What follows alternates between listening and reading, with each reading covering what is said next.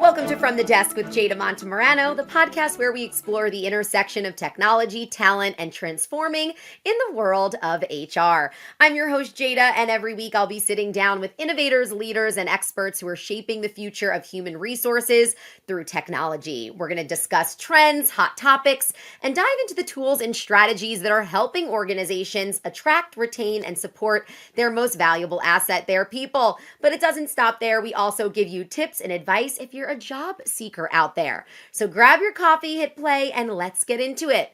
This is From the Desk with Jada Montemorano, where we bring you the hottest HR news from the desk right to you. And someone who is joining the desk today is Carrie Corbin. Carrie is a highly regarded leader in the HR and talent acquisition space for her success in creating and leading high-impact talent acquisition programs within global companies like Dell, American Airlines, and AT&T, to name a few. She's also the founder of Hope Lee Marketing Group and Corbin Global Consultants, where she applies her extensive background in building HR and recruiting functions across industries. Carrie's forward-thinking and winning solutions earned her a widespread recognition. She was named top social media influencers in recruiting, receiving HR Executive Magazine's Best Use of Tech Award in 2012, Glassdoor's Top 10 Talent Warriors in 2013, and of course being recognized as a top recruiting thought leader in 2015 and 2017. Oh my goodness, your accolades go on and on. So thank you so much for joining us today, Carrie. Well, thank you for having me, Jada. So now let's start off with your maybe pride and joy, the company you founded, Hope Lee. What inspired you to launch your own agency?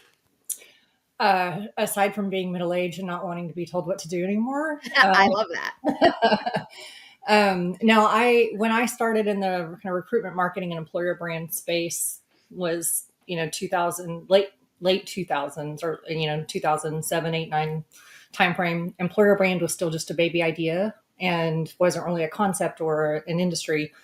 So I've been kind of at the forefront of that evolving as an industry function. But as I grew in my career, it kind of limited me with the executive path because I'm one of those people that wanted to do what I wanted to do and not just get the title change.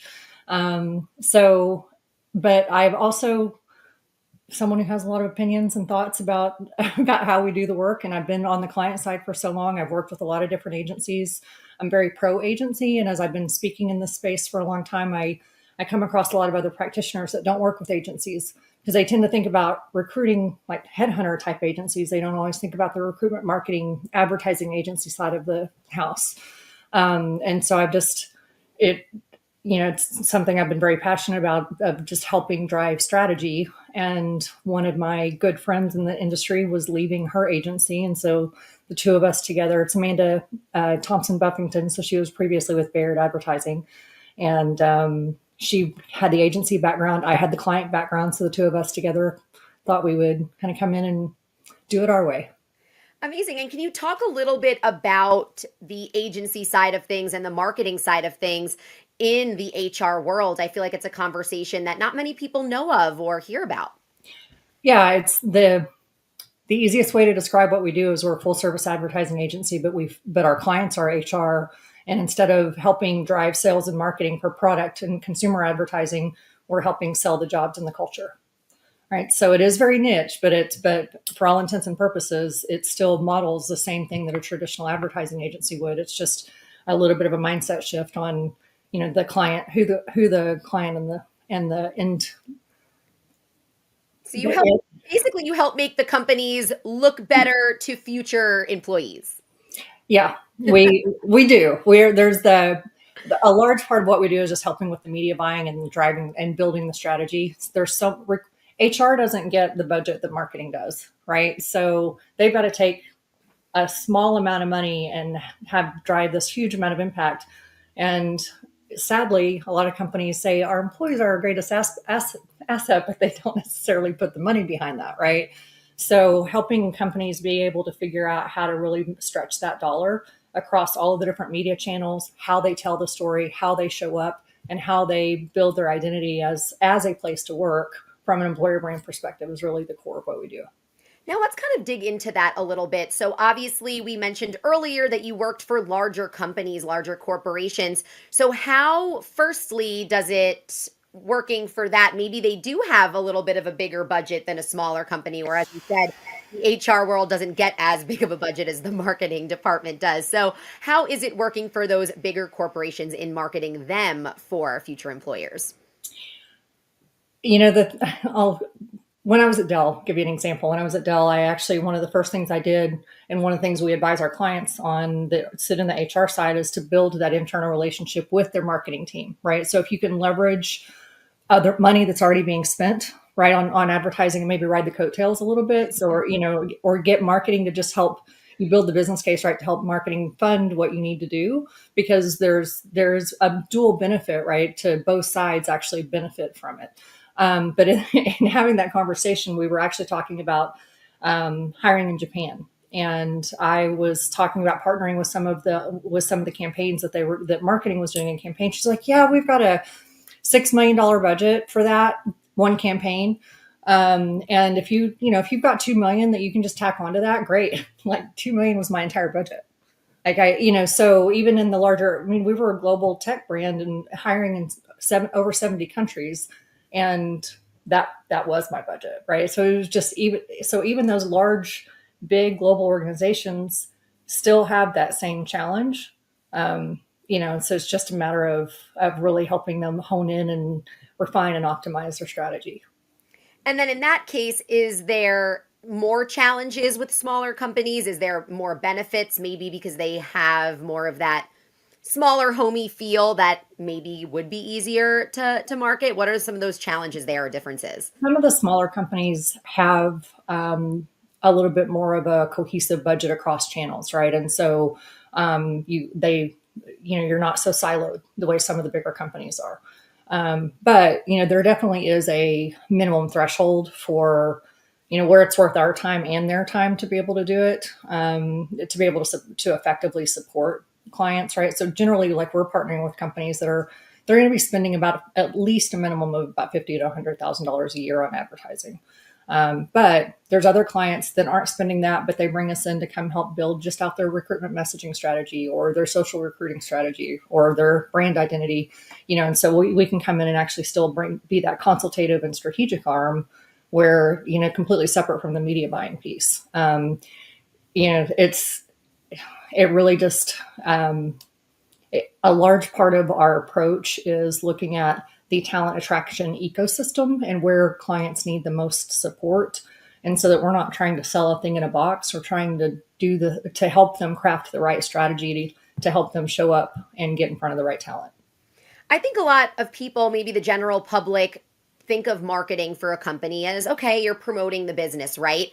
But I don't think a lot of people think about marketing for hiring, right? To implore or to get people who want to work for your company. So I guess in this day and age, what are some of those top things that you guys focus on to market or attract people to want to work at companies? Are there certain things you got to hit?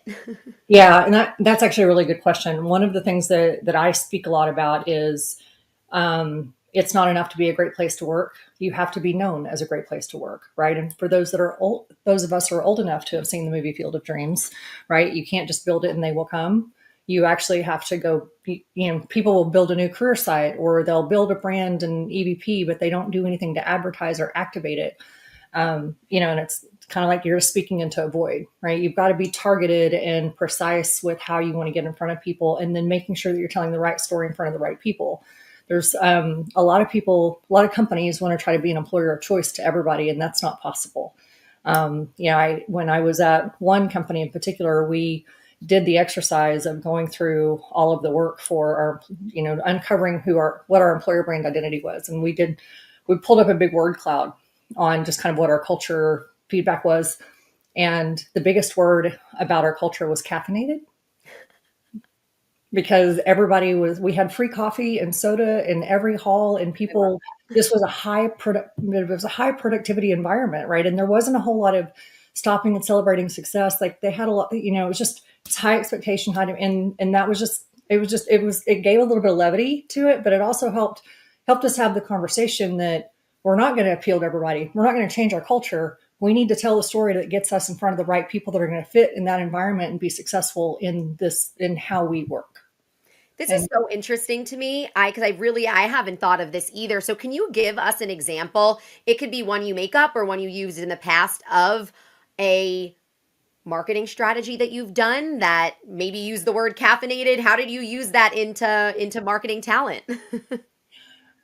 that's when we talk about when we talk about a lot of the work that we do in the space, we build a brand identity and then we build campaigns, right? And those actually end up being kind of two different exercises. Um, you the difference with marketing in the recruiting space versus marketing the advertising is it becomes less about using the fun and sexy, marketing slogans, and it is more about truly telling that culture. And so using that caffeinated example, right? We might truly show people drinking coffee or like showing somebody in the office with a focus on the soda machines in the back, like it could be done that way, right? We did not do a campaign to that level, but it's, you've also got to be really concise and precise with the message that you're trying when you're doing advertising, right? If you think about the display ads that show up on Facebook and Google and all the different places that you're looking at, they're 1 to 2 sentences. If that, it might just be a handful of words. So it's, what are you doing to actually get the attention of people? And so are you using the imagery in conjunction with the right words to be able to get them to think that's a place I would like to work or a place I'd like to learn more about? The one thing that we really focus on is a lot of times when we're doing those kind of campaigns, we're getting in front of people that may not have heard about this company, or maybe they've heard about the company, but they don't really know how they work. But it's like you've still got to be able to get their attention. And a lot of times that's where we're using more, employee focused images and storytelling around, an employee's experience to get them excited about coming to work there. But so that's where we do tend to maybe not go so sexy with it, but but it's more the emotional piece that we really want to get in front of, because when we're doing marketing at this level, people are doing their homework, right? We call it the consumerization of the job seeker. They're doing their homework about where to work, but they're not just looking for a place to go to dinner, right? And when think about how much work you put just to figure out which place you're going to go on Yelp or Open Door or whatever, right, to find your reservation, we're making potentially a life-changing decision to change jobs, maybe even relocate, uproot our family. So that message has to be emotive enough, and compelling enough to get people's attention to at least want to learn more. And then you're going to tell more of that story, on your career site. And it's why your career site needs to be more than just, list of jobs and, hey, we've got great benefits. That's where you really can, have your canvas, if you will, to be able to tell your story and showcase your, who you are as an employer. And in a world where a lot of the job market is changing, a lot of remote jobs, gig working, there's not so much company culture sometimes for certain companies anymore. So, has that changed the way you do things as well? Because some people may want no culture and just want that remote job, and maybe that's what you're going to promote. So, does it change how you do your marketing? It does a little bit. We're actually a fully remote company. We've got a team of 10 full-time and, a handful of freelancers globally, but there's still a culture, right? And when we talk about employer brand, one of the things that I've always really emphasized to companies is that your employees are actually your biggest stakeholder of your employer brand, but your job seekers are your biggest beneficiary. But in the middle, the people that have the opinion are also your former employees, as well as your contingent, contract, freelance, gig workers, and even your vendors. Everybody has an opinion about who you are as a place to work. And, and people that are engaging with you, especially gig workers and freelancers, it still can impact them positively or negatively, right? And how they engage with your team and how you cultivate that environment that you engage with. And you mentioned a little bit earlier, obviously, you've worked with really big companies, smaller companies, and the HR marketing sometimes gets that smaller budget. But for the smaller companies that are maybe new to this or are trying this out, do you have any tips for them if anybody's watching that maybe don't have those resources? Are there any ways that they can attract talent to want to work at their companies? The easiest thing to do is to make sure that you actually have good job postings. And this is one of the most overlooked and underutilized resources for companies, because we tend to over rely on the technology that we use. And we take really gross, boring internal job descriptions and we try to make them into advertisements. because our system lets us hit a button to do that. So that's actually one of the things that we've engaged with a lot of our clients on, is just helping them reframe how they think about their job postings and their basic media buying. They still, we can still help with just helping you with managing your LinkedIn account, your Indeed, all of your core kind of job, Indeed, Glassdoor presence, et cetera. But that job posting, you don't even have to have a fancy career site, but at least have something that has that hook and the big thing that I tell people is that we're not French, and that our websites should not all be we. The part of one of those marketing principles, right, is answering the what's in it for me, and what's in it for me for the job seeker to want to work here. We've got to be able to get that hook that says, here's what you're going to do. Here's why you're going to want to work here. Not all of the, here's why we're so great. Here's all the awards we've got. Here's all of the fancy break rooms we have, right? It's what's going to be meaningful to that person to try to get them to want to come to your culture. So using that caffeinated example I gave earlier, what it really would probably boil down to would be, someone that's highly driven, highly self-motivated, doesn't require a lot of praise. With their praise is in getting the job done and being able to see, and telling that story. Those types of people are the people that work well in that environment. So we need to get in front of those folks, and that's how we get that hook. And the other thing is that it helps people who aren't that person to self-select out, right? And so then you're not wasting the time going through unqualified folks or people that aren't going to fit within your culture. So it's not always we're the employer of choice. It's here's who we are you a good fit? And help those people self-select in or out by telling them what I call the good, bad, and the uniquely you. Because we're not always going to be the greatest company for every person. And you mentioned catering the job postings themselves. We have to also talk about social media, of course. So how has the social media landscape changed what you do? Because you mentioned like the targeted ads on Facebook or on websites. Are you doing social focused ads as well? Mm-hmm. That's actually a big part of our brand awareness strategy for a lot of clients, especially when you're trying to get in front of passive talent.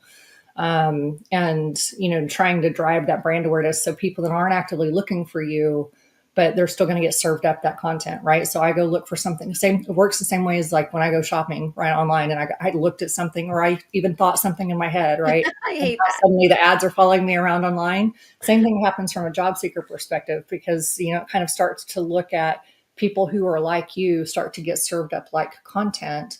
And so you might not even be actively looking, but other people that are in their same field are, so you might get those same types of jobs, right? So and so we do a lot of that across all of the major social channels. And we do also help with organic social content.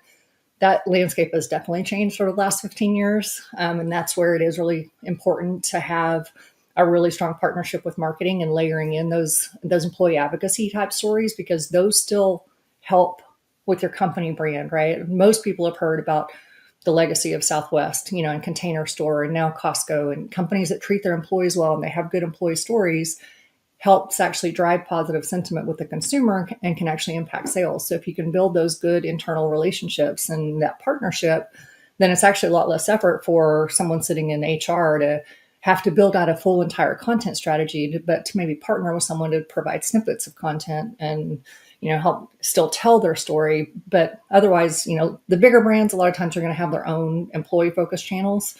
And me having been with an airline and a cell phone company, that most of those don't always have the best consumer reputation. Sometimes it's good for you to have a separate, social presence.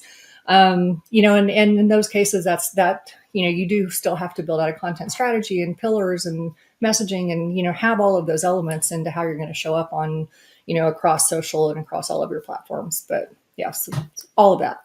And I was going to kind of piggyback off of that.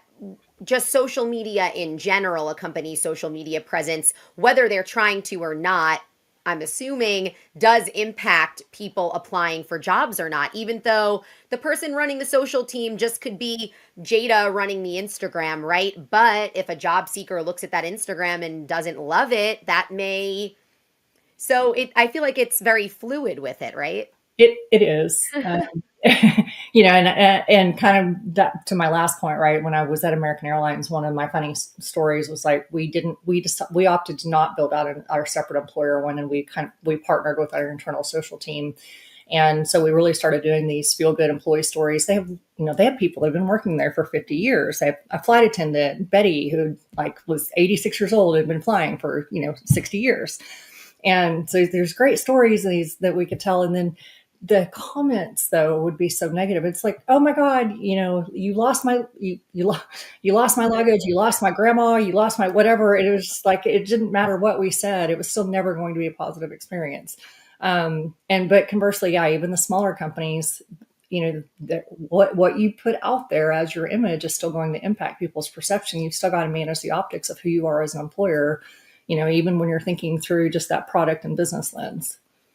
And I love wrapping up our conversations with kind of giving our listeners those helpful tips. So, whether it's on the company side or the job seeker side, do you have any tips for anyone navigating this job market right now? Because, as you know, it has been a little bit tumultuous the past few years for people out there, whether hiring or looking for jobs. So, do you have any words of wisdom for our listeners?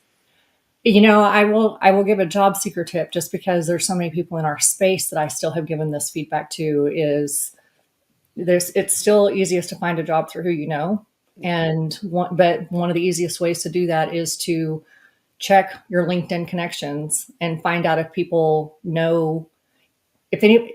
Let me back up. If you're looking for a certain job, you find a job you like at a certain company, then go check your LinkedIn connections, see if there's anybody that you know that is connected that can introduce you or that can give you a referral link. Because a lot of companies have private referral links, and those referrals will get looked at first, especially in big companies that get hundreds of thousands of applications.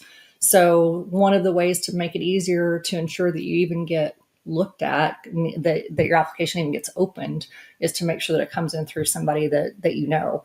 And those private referral links don't work if you've already applied cold a lot in a lot of cases, because you're already in there for the job, right? So you can't apply again. So that's one of the things that I try to remind people, even in our space, especially because I know a lot of folks in our industry have been looking this last year, and it's find the job, find the people that work there, get that connection to be able to get that referral, and your likelihood that you actually get a call back is going to increase exponentially. And from your marketing brain too, I know sometimes there are incentives for employees that get people hired. So if you feel a little guilty about cold messaging someone on LinkedIn, they may get a benefit from referring someone, right? Right. Yeah. Awesome. Well, thank you so much for joining us today. I really appreciate all your wisdom and time and kind of talking about something that I feel like people notice but don't know there's a separate whole marketing division behind it. This was really illuminating, at least for me. Good. Well, thank you so much. And for all the listeners out there, thank you for joining us today. You can catch us every Friday at 11 a.m. Pacific time. And if you're hungry for other Purple Acorn shows, you can head to purpleacornnetwork.com and Purple Acorn on LinkedIn. See you next time at From the Desk with me, Jada Montemurano.